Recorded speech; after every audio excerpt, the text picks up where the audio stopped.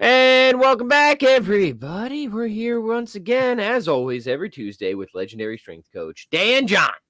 And we're going to answer whatever questions you send our way for the next however many minutes. But first, Dan, great to see you. How are you? How's your training been? Things are good. Yesterday I did. Okay. So I have been watching Parks and Recreation, and there's a Oh, character. one of my favorite shows. Yes, absolutely. The whatever that damn media company 720 just makes me laugh. Yeah, it's so I, funny. those guys are just the best. One of the episodes was the End of the World episode is one of my favorites. Oh, the guy keeps. Oh, I did the math wrong. Right. I have an entire lecture on that, but that's for another time. Yeah, no, it's such a great. I think the whole series ended a little weak, but one of my favorite. Oh, they always end weak. They always end weak, right? Yeah, but except for Newhart. But yeah, so there's a character named Little Sebastian, and yesterday I did the Little Danny workout. That's when I do the snatches and clean and presses. So that was a. Well, you have to spell it out. What is the Little Danny workout? When little Danny John was 14, he thought that 50 years from now, if 64-year-old little Danny, this is of course, now dated, if all he did was squat, snatch, and clean and press, he would have a perfect workout. And since I'm 14 years old, I'm writing this down. This is back when I first started, folks. I would draw little human like figures, and I would put X's to make sure I was covering everything in the workout.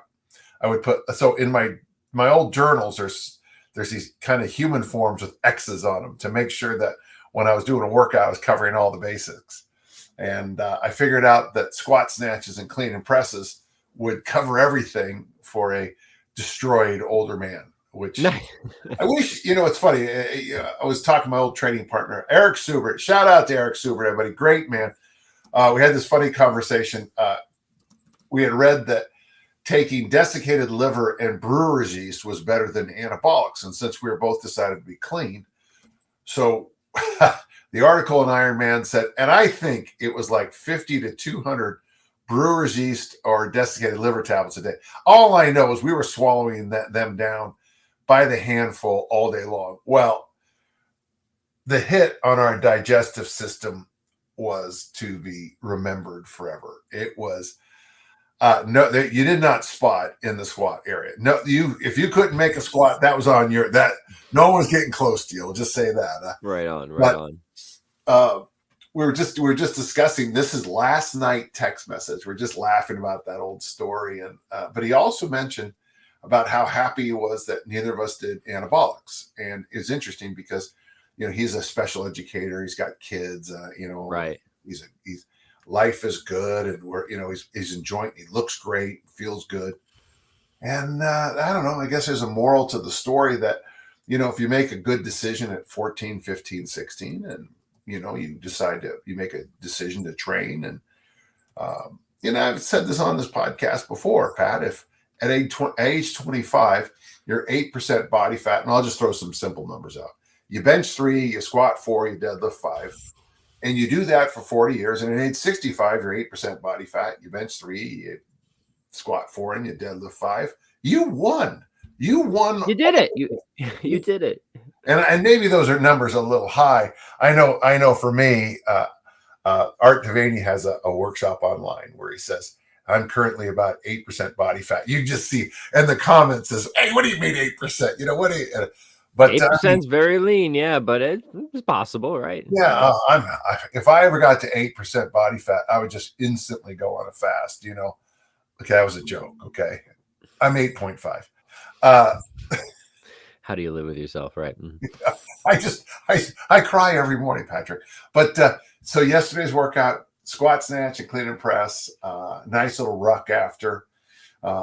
Just today, I'll be doing today with my throwers. I'll be doing a little extra thing, but today's our ruck day.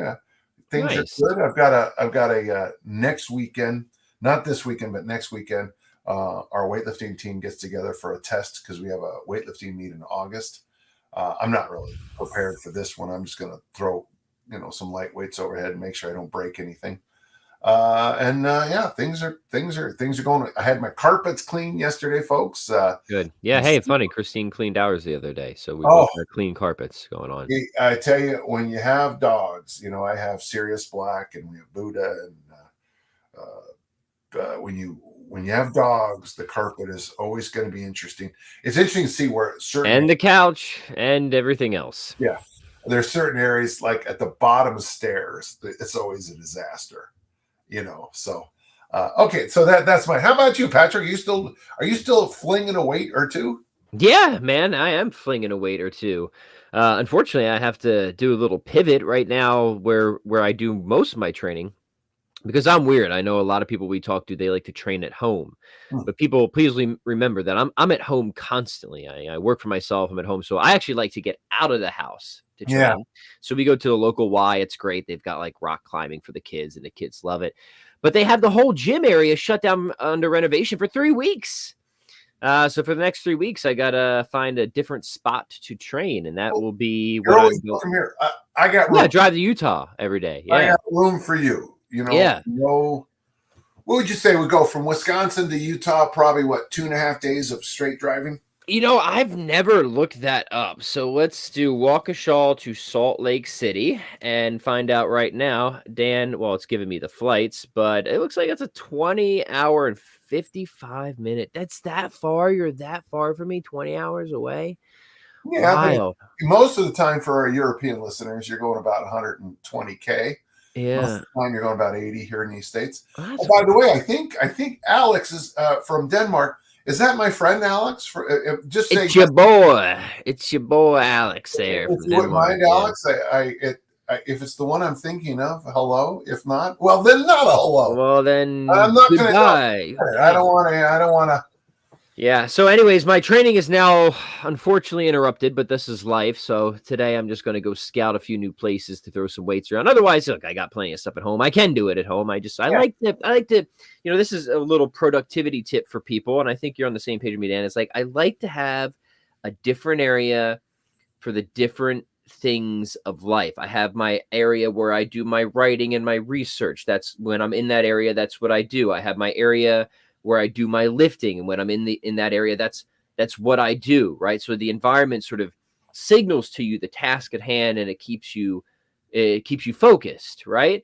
And then to yeah. me This is that's a always been podcast. Yeah, yeah, yeah, really helpful. It's just like when same for music, right? I've got my area where I practice my guitar, and when I'm there, that's what I do. yeah. And I found that having those little environments, those controlled environments for the different things that you need to get done, is really helpful for battling distraction and staying focused. Like when I am in this space, this is the job that gets done, and I try not to intermingle the spaces or do like when I'm at the gym, I'm not I'm not doing music or whatever. And when I'm in the, when I'm at the in my dining room, doing my writing, that's what I'm doing. I'm not doing other stuff. So yeah, different spaces for There different is things. a bit of wisdom in that, isn't there?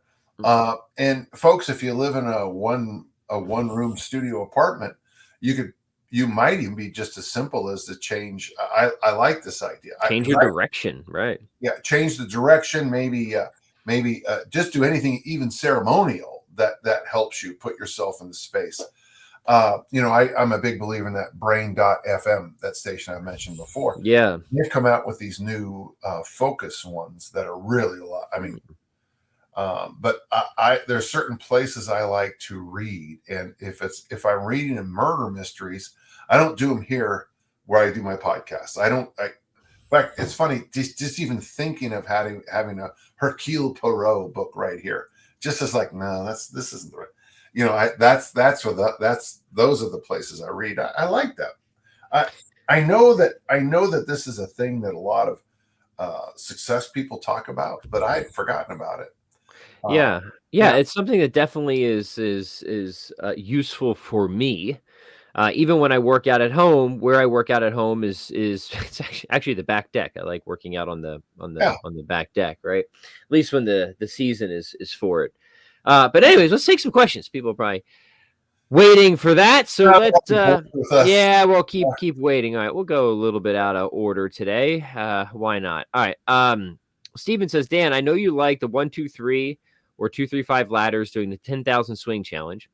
I was wondering your thoughts on doing a 2, 3, 5, 10 ladder, perhaps double press and front squats. Well, you have talked about this before, Dan. So why don't you share your thoughts again? Adding the 10 to the 2, 3, 5 Well, gentle listener, I scheme. think if you don't mind me, Stephen, I'm going to clear it up a little bit. You wouldn't getting to 500 swings a day doing 2, 3, 5 would take forever. But what he's talking about is the lifts. I think in between the sets, like if you're going to do like swing, gobble squat, swing, gobble squat, swing, gobble squat, swing, push up, swing, pull up, that kind of swing, Turkish get up, 2, 3, 5, 10. You'd never do it. It would take hours. Going to tens, yeah, I think that you know what, it'd be okay. If you're, the only thing I would think about is just remember, two. So if you go two,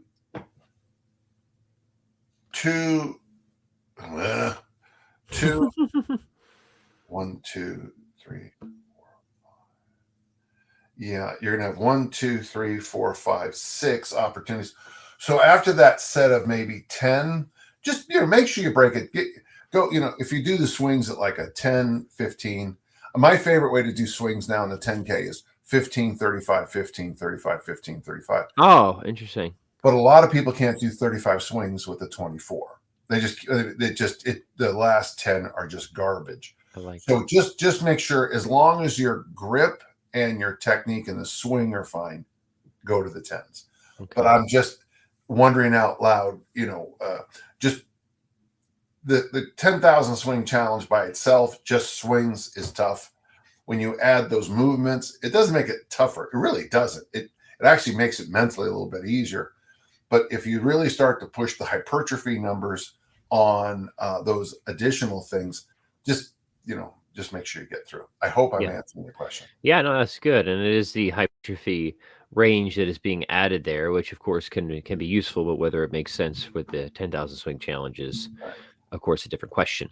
Good. All right. Mark, by the way, I'll scroll back up and grab some of the questions we missed. But Mark wants to know about exercise bouts, or sometimes what I call movement snacks. He says, I know Dan has talked about exercise bouts 2 to 3 times a day, perhaps more. What do you both think about a 3 to 4 easy strength workouts a day, 5 days a week for 8 weeks? Is that too much, Dan? 3 or 4 easy strength workouts a day? Well, you have to, boy. Sounds like we're getting into hard strength at that point. Yeah. I think, it'd be fun if you did it with movements like the snatch and the clean and jerk. The Olympic snatch and the Olympic clean and jerk, where you turning yourself more into like a Bulgarian lifter from the 70s, 80s. I don't know if they still do it. I know they trained that style in 2010 because a friend of mine watched them and said, yes, it's just like this.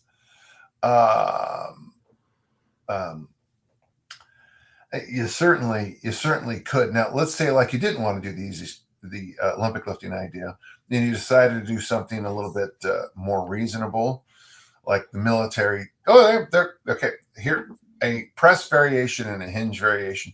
You could probably get away with that multiple bouts a day, but I don't think you should do anything else on top of it. Yeah.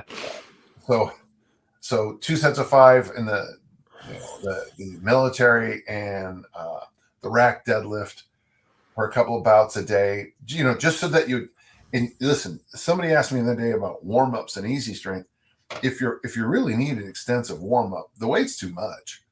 When I was doing it, and it was like even 235, I remember doing 2 sets of 5 with that without any warm-up, because that was just what was on the bar. That's easy strength, where you just know you can get those 5s. You just know it.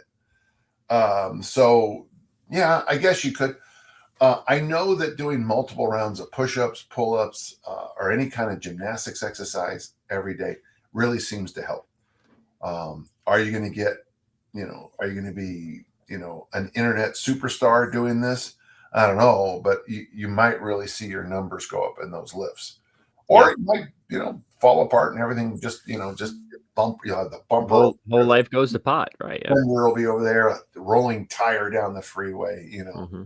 uh, you know, your cigarette butts all over the place. I Good. All right. Well, that answers the question, at least to my satisfaction. Emily wants to know, hey, do you have any tips for mountain biking season? I do a fair amount of hill sprints, sled drags, pushes, kettlebell swings as auxiliary work, and get to the trail about 3 to 4 times per week.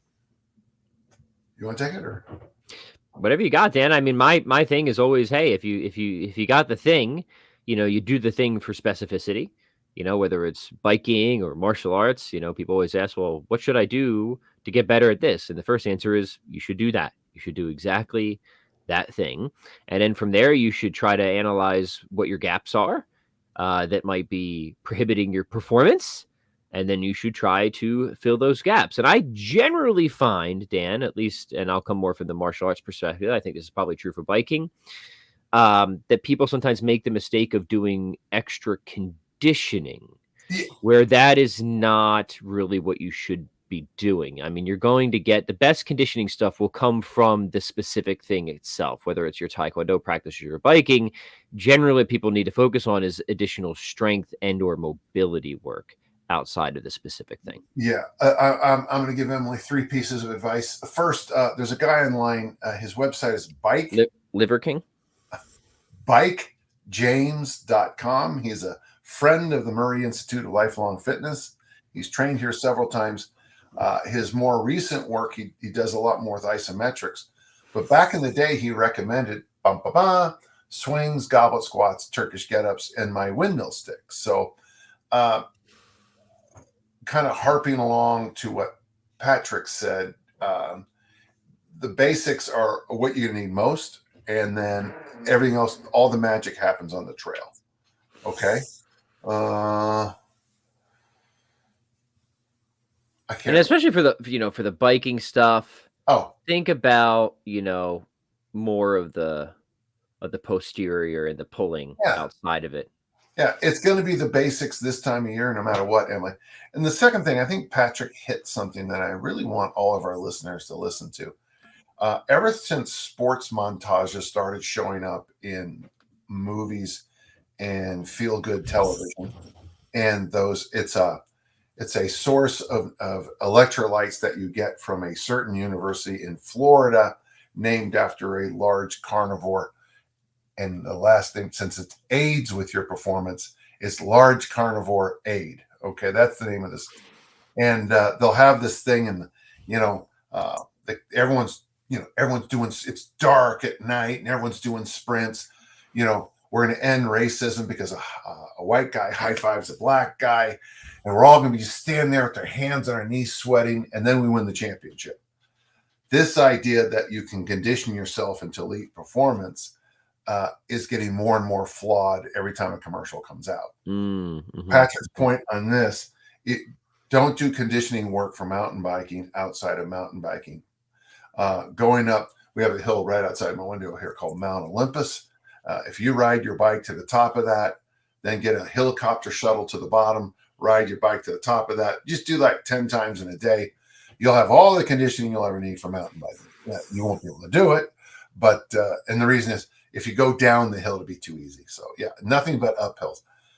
So just folks, if I could just argue against one thing, and I hate to say it because I get it too, most of us still think conditioning and more conditioning is the answer to our sports performance.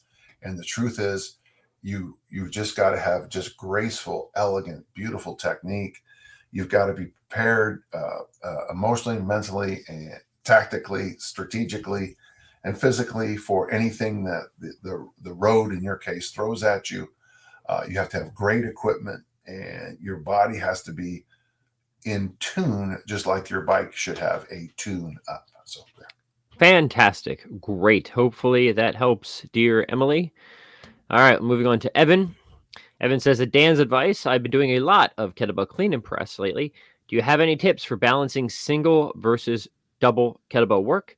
What should I keep in mind when using both in the same workout? All right, so let's discuss single versus double kettlebell pressing.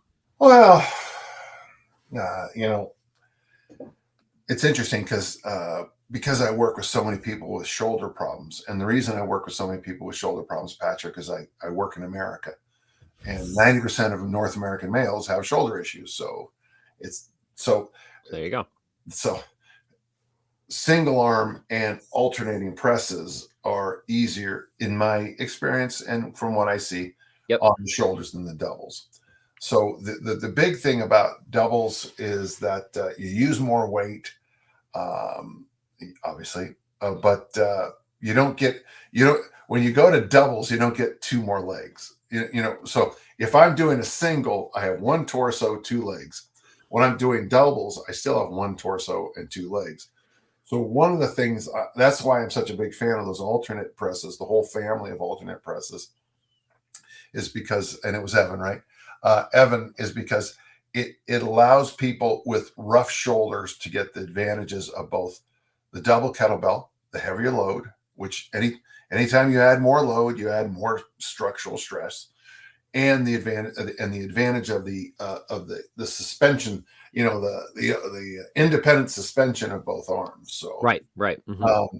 Now, Dan, real quick, do you like when you're doing the well, here's a terminology thing. So you have the seesaw press, and the seesaw press is when one bell goes down, the other goes up.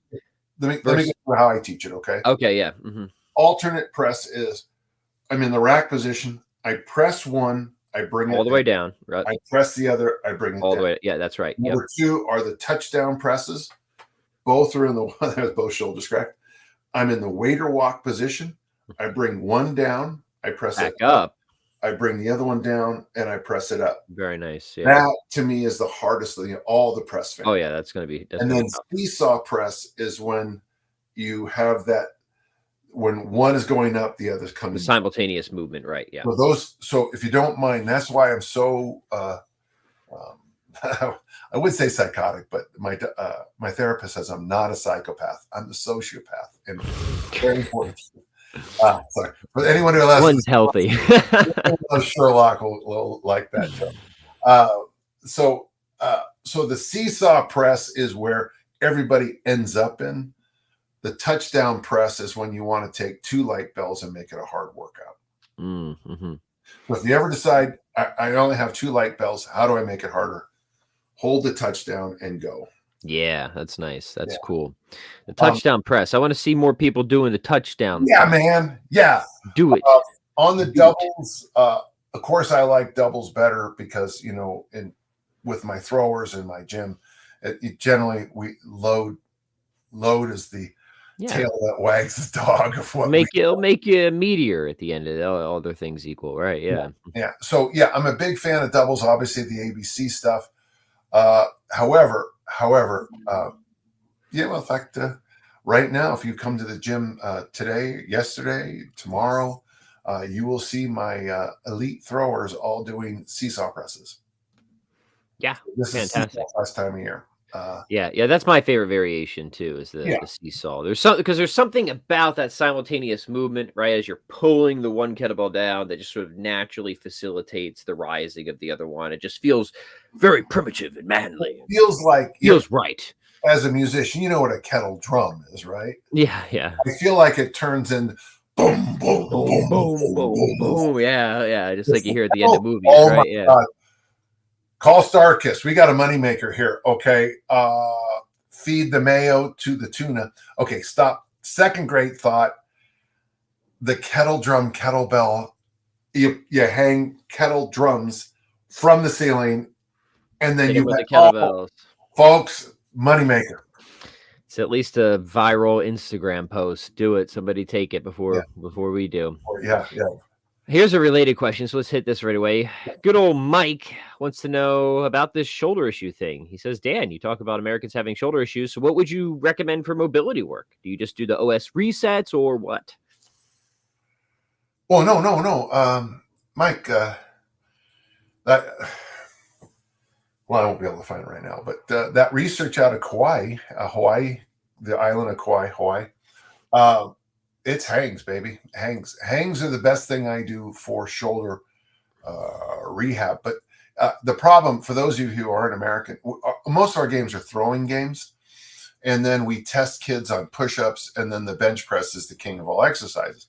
I'm not saying I agree with any of what I think I just said, but that combination leads to shoulder issues. Yeah. Mm-hmm. Now, as this soccer football thing becomes more and more popular, I mean, will this next generation not have the shoulder issues? I frankly don't know, but yeah. Hey, look, would you mind if we're going to answer my friend from Denmark's questions?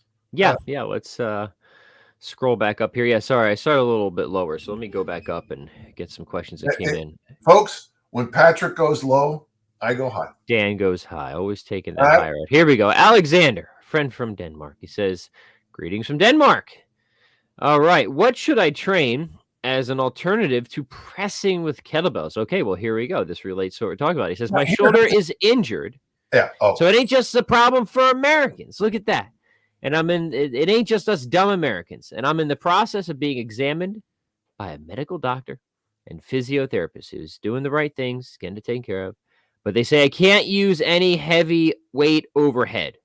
Kind regards. I'm going to give you a Dan John secret that I don't want shared. Alex, do not share this, okay? Nobody tell anybody. I work with an organization that it involves throwing small balls at high speeds. And I gave them some advice a few years ago that at first they thought was nonsense. And now, if you know this sport, which involves a small ball, and let's just say the sport gets battered around this time of year, suitcase carries. Suitcase carries are shockingly great for helping the shoulders. It's and increasing velocity of a thrower. And someone's going to go, why? And the correct answer is, I don't, adjective, no. But if it makes people who are professional athletes do something better and it makes their shoulders feel happier, then suitcase carries are wonderful. So, and by the way, the guy asking, he really truly is a fine young man. And you would say specifically the suitcase carry as opposed to the farmer carry, so the single arm, suitcase carry. And the only reason I even say that is because the farmer walk on paper should be the exact same thing, right? But I got a fruit fly in here. Get it? Oh yeah, good. So folks. I missed it. Protein. I only because I didn't. It logically would say yes, but the suitcase was the one we used, so I don't know. But, I mean, Evan's giving you a little anecdotal support here. He says 3 years ago my shoulders were easily hurt, but since doing hanging and suitcase carries, my shoulders feel way more resilient. He says, "How about that?" Took the Dan John secret, but don't tell anyone. Don't tell anyone. Look at this guy's name, man. That is off. If I hope you've heard of Lee Evans and Tommy Smith, Evan Lee Smith. You are named after two of the greatest sprinters of all time. Your Congratulations! Nailed this one. They nailed it. I mean, you should be blazing fast, okay? I bet he is. Fast as a shark, this guy. I can just tell. My brother Gary, by the way, led Tommy Smith in a 600-yard race at College of San Mateo when I was young. Wow. And then, of course, Tommy decided not to let my brother Gary win the race. So there. That'll happen. All right. Jason May says, hey, Pat and Dan, with so many programs out there, circuits and ladders and all that stuff, how do you guys use play as a program? And where does it rank for you? Wow. What a deep, deep and provocative question, Dan. Yeah. Have we forgotten how to have fun? Just go to On Target Publishing or go to, it might even be on Amazon, but I have a book called Attempts. And on the cover of Attempts, which is weird because I don't have a copy of it. Okay, I'll deal with that. On the cover of Attempts is something I was taught in the 2nd grade by Sister Maria Assumpta, where it's a compass. And this way is work, this way is rest, this way is pray, which is also It could be enjoying beauty, enjoying nature, meditation, whatever you want to put it. And on this side is play. And she said the key to happiness in life was to have those four in balance. Now, this is before workaholics. Now, if you go to the rest part, rest is different than sloth or sloth, depending on where you're going to pronounce it. But, and of course, you're going to meet people in your life who are partyholics, and but you need to keep a balance of that. On the play side, it's almost always in community. Often on the pray side, it's individual. When I work with single moms, one of the things that I usually circle in as a gap. This sounds strange. They have no alone time. There's always somebody. Mm-hmm. There's always somebody in their ear, and when you do something, sometimes with a stressed out single mom who wants, it's funny because she wants body composition, but what she needs is a half hour of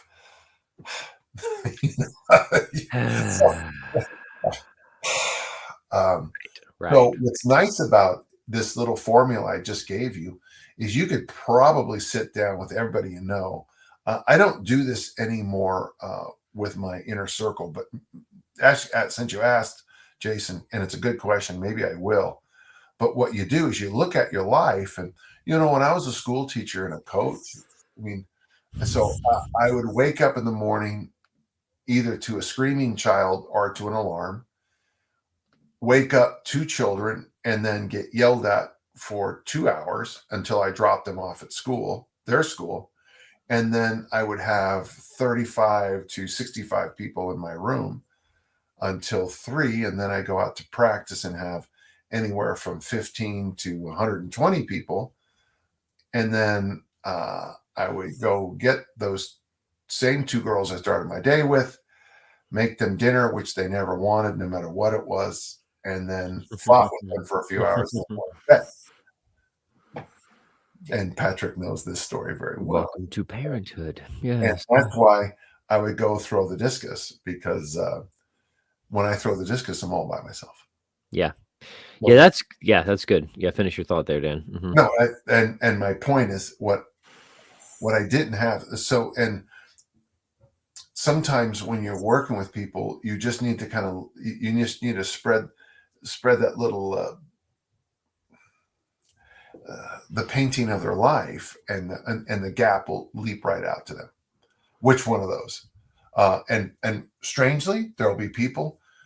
What is it? Death of a Salesman. The dad is. It basically says something along the lines of, I haven't enjoyed a day of my life. It's a line somewhere. Mm-hmm. No, and so you don't want to be like Arthur Miller's. I think it's Arthur Miller's Death of the Salesman dad.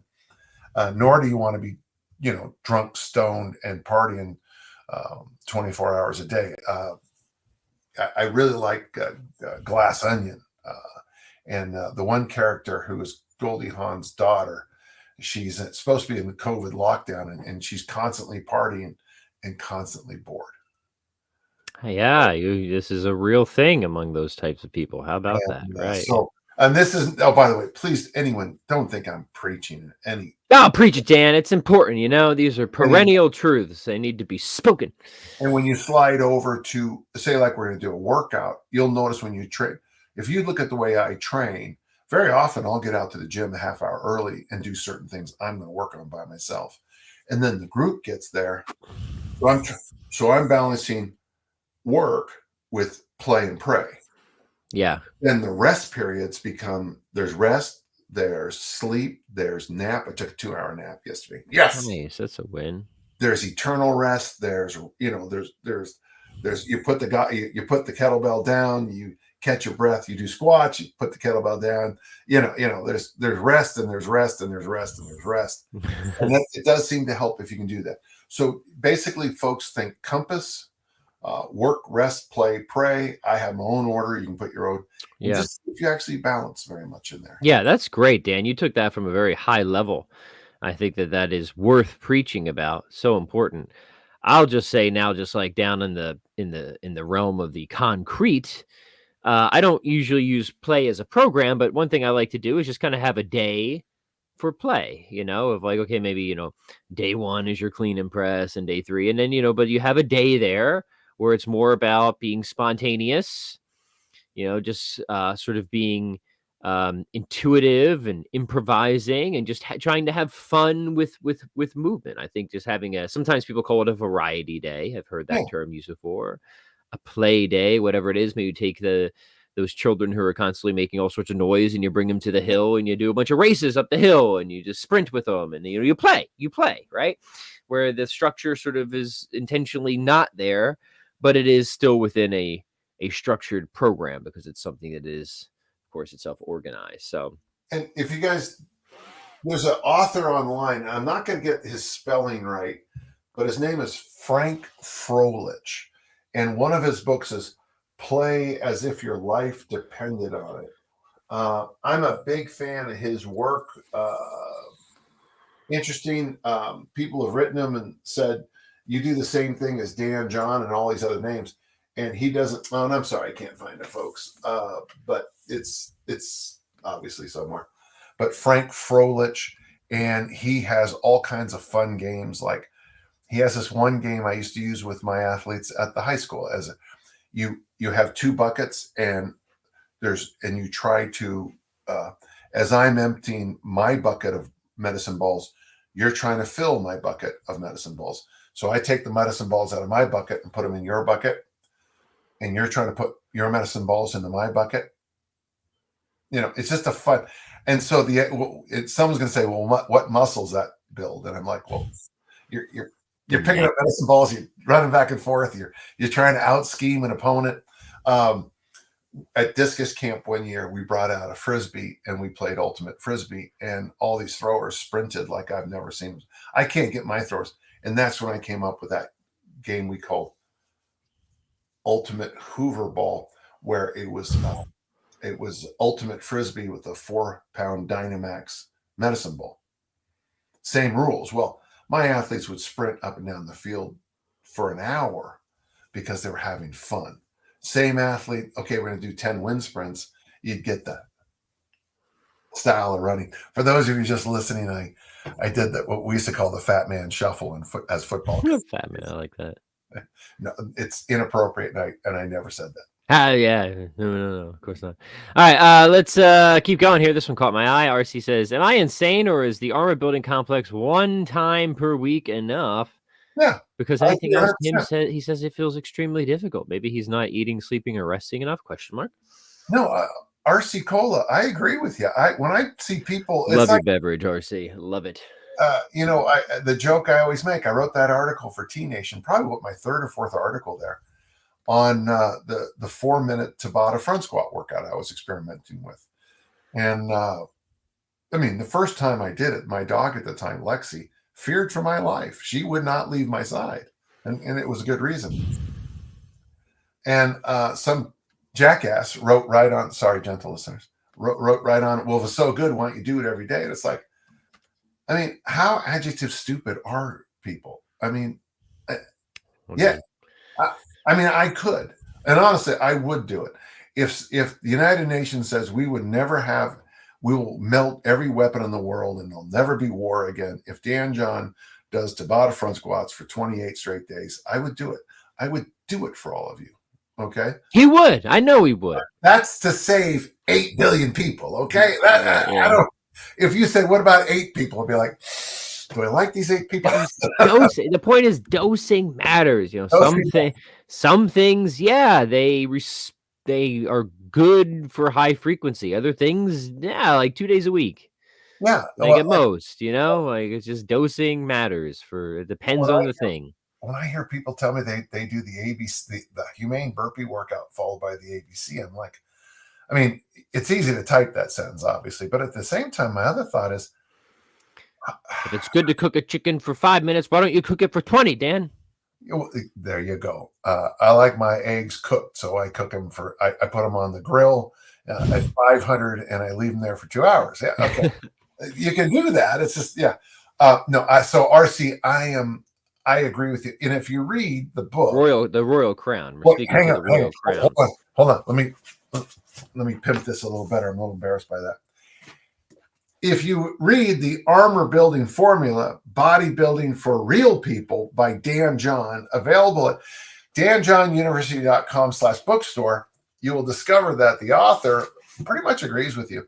I do argue that, 1 day a week, 2 days a week is fine, but that's a program for hypertrophy.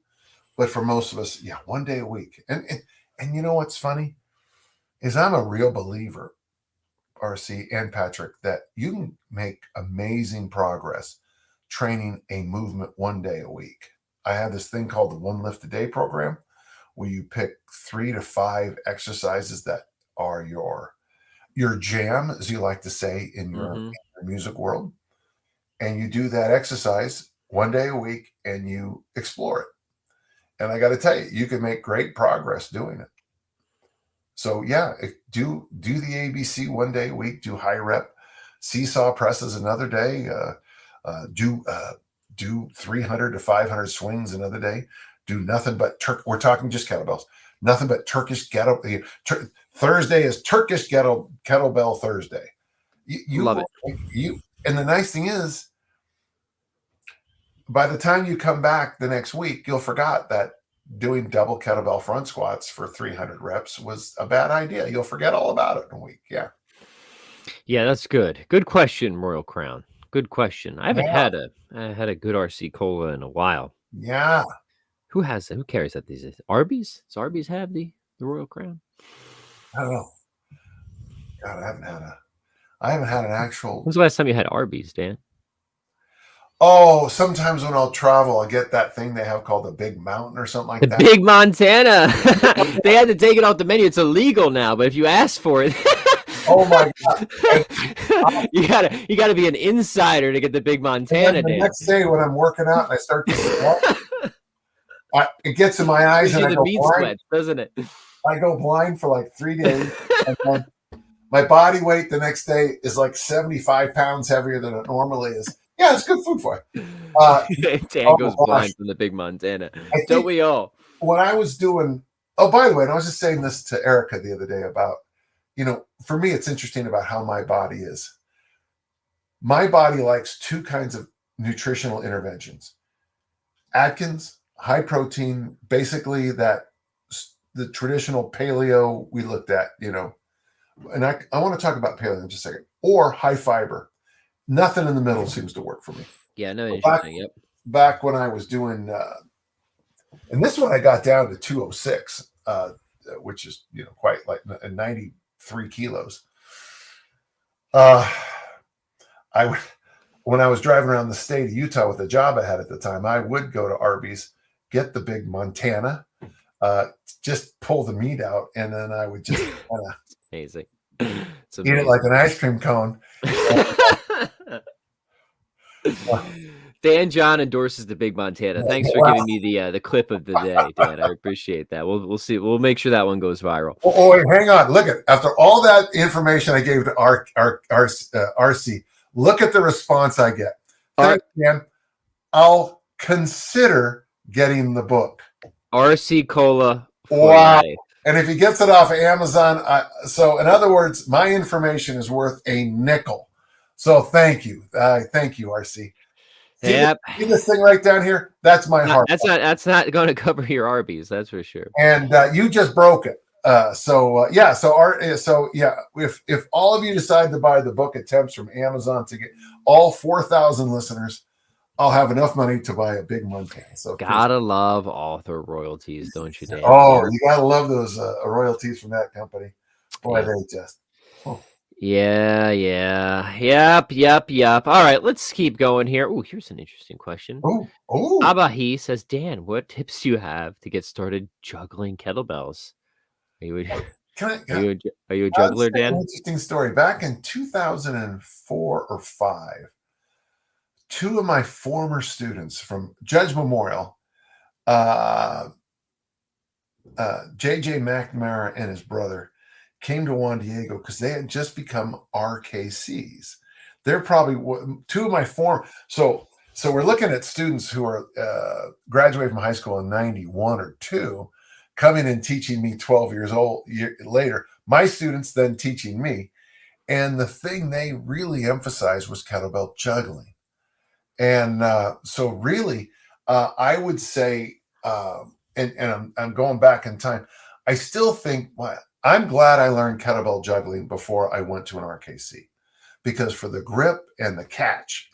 So the ones I would start with is really just watch a kid practice with a basketball, but it's the one they call Around the World. So Yes. I have it in my hand, and totally behind my back, I switch hands to my right hand, in front of me, my left hand, and I just go around the world. And then the next one would be, by the way, that is a great grip exercise and weirdly hard on the whole body. The next one, if you want to really work your legs in a terrible way, and just be smart on this, figure eights between your thighs. So Yeah. you take the weight and you go around one knee, you go under, you go around. And it's what you do with the basketball too, that same swimming technique. From there, I think alternating swings where you catch in the air, I think is next. So I'm doing a left-hand swing, I let it float, I catch it. Right hand swing, I let it float, I catch it. And then you play chicken is the word we used to use in the RKC world. You see how long it can float there. And then you add a little flick to it, so it does a somersault in the air and you catch. A little twirly, yeah. I love that. And then my favorite was you throw it up and you helicopter it, and that's so that the handle goes this way. And then Yeah, that's like the kid who knew the cool yo-yo tricks right there. Yeah. So another one, and this. By the way, always on grass that isn't yours, because you're gonna when you walk away from this field, it's gonna look bad. Yeah, and don't contest the kettlebell for space. If it's going, just let it go. Get the hell out of the way. Is snatches where you catch it in the waiter That's press right, yeah. position. Mm-hmm. So you snatch, you let it go. The waiter press position. Yeah. So you catch it in that. Oh, there he is, old Pavel there holding it like that. Yeah, it's nice. Well, and I tell you, I don't know if you've read this book, but I hate to say it, but they say the forward is probably one of the best moments in ever. I have heard that. I have heard yes, that. I say it about once a week. Yeah. So be on a place where you don't have to worry about the floor. You're going to get sore in places. You're going to get sore in places you don't know exist on your body, and that's just a small warning. I think a lot of it's because you catch in, when you engage the weight and grab it, is a minor traffic accident. So you will get sore in weird places. And there's your warning for the day. Here's another question for the armor building complex. Evan wants to know, how much experience would someone need before doing the ABC program from the book? I am a former powerlifter with some background in kettlebells, but should I do single bell work and the rite of passage maybe beforehand? Oh, I like that. Okay, yeah. I mean, if you don't know anything, that might be an idea. But if you're doing the double kettlebell ABC, I'm working with Emily, and she doesn't know kettlebells at all, but because she's, I train my throwers with barbells. We use kettlebells, but she had never done kettlebell cleans or kettlebell front squats. Within 3 rounds, she had figured it out. She still needs a little work on her hinge, but she's pretty good, So I would say if you're doing doubles, it's pretty user friendly. Actually, I think the single one takes more experience personally, but that's when I say stuff like that, people always push back with error. But in my experience, most people tend to be, even though the load is heavier, better with doubles than they are at singles in the beginning. Yeah. And I think it's because of the asymmetry issues. Yeah. Okay, good. All right, let's take one or two more here. Mike says, getting back to the play thing, I'm always surprised that if you just hyper-focus on one element of a move, you can sort of gamify your workout and turn something mundane into a sort of play. For example, for a set of swings, he can put all of his focus into either squeezing his glutes, Oh, or maybe he could focus on driving the bell back behind the leg. So I guess the idea here is that, yeah, you take an exercise, and as you're doing it, you focus on just mastering or perfecting one particular aspect of it. I like that, Dan. What are your thoughts on this? well, I got to tell you, I'm kind of impressed. I like that idea. Uh, it's what keeps track and field athletes out there for hours. I mean, and I'm sure with musicians, it what keeps you going, Oh yeah. right? You don't just do, okay, we're gonna do a song, and then we're gonna do a song, and then okay, get out the song book, and then a song, and then you probably don't do 400 songs in a guitar practice session, do you? No, you'll focus on like two notes in one song and try and hyper focus. Like, let me get this vibrato Right. exactly right on this one note, right? Yeah. Yeah, yeah. Yeah, I In like. fact, it could be a trap for musicians where you just get kind of stuck, hyper focused on one little particular thing. So you got to kind of find a balance of, okay, well, how much attention do I need to give Yeah. this one note in a 14 million note song, right? Somewhere back here, I have John Powell's journals for the Olympic years. We're talking about a guy who got 2 bronze medals at the Olympics, world record holder. A big deal. I have his journals, and one of the things he used to tell me is that every year he would try to pick a thing. This is what lock the tricep is what I'm going to try to do this entire season. I'm going to try to work on this thing. He later told me it was really hard because the fun went out of it when you're only working on the one thing. Yeah, right. But the idea is, and I have in his journal these very specific notes that he made to himself right in the beginning of the year about these are the technical focuses. So was it Mike? I think it was Mike's idea. Yes. It would even be a good idea for all of us to write down what are the 12 things. I mean, is 12 too many for a swing? 8 things, 7 things you want to, but 7 isn't a Fibonacci number. Mm, Oh God. So what are the 5 or 8 things you can work? 5. Yeah. I like that. Maybe even write them down and so you can look at them. That's not bad at all. Oh, Yeah, yeah, yeah. I think that's good, And then so the idea is you can kind of focus on getting qualitative PRs, right? yes, I like that. And by the way, Craig here announces that he's from Cornwall. Craig, real quick question: has King Arthur returned? Is he back? I've been concerned about England for the past few years with all the various interesting decisions you've made as a country, and I'm just was wondering if Arthur's come back to fix it yet. So just The king. All right. Let's take one more here. All sure. right. Abel says, what are the best ways to minimize the pressure and wrist discomfort someone feels on their wrist from holding the kettlebell in the rack position? Really? Uh, uh, well, the first thing, Emily has a bad wrist, and one of the things I taught her to minimize, like when she does presses and those stuff, she's doing the ABC as her complex because she has the bad wrist and can't barbell, is that she always has stabby fingers when she does double kettlebell front squats or presses. And by having stabby fingers, then I know she's not folding. Um, I don't know what the listener's name was. It went, oh, Abel.